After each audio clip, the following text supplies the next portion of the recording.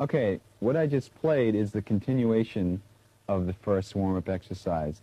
Basically, when you're through, you're going to have a sequence of stretches that continue down the neck. So this is considered part 2.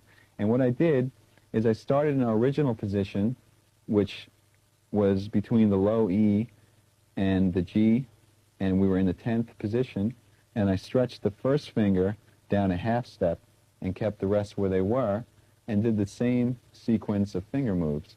So in other words, then reversing the 2 middle fingers, then the 2 outer, and then the 2 middle again, and just continued up to the next string group, and then to the final string group again.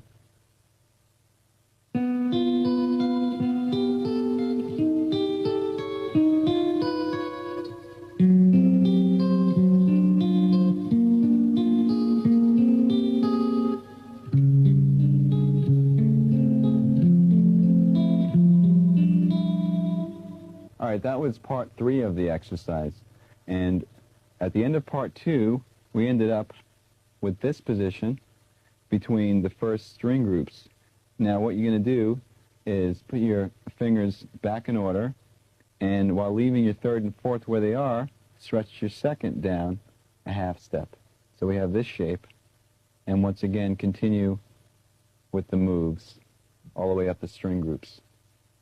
Now for the final part.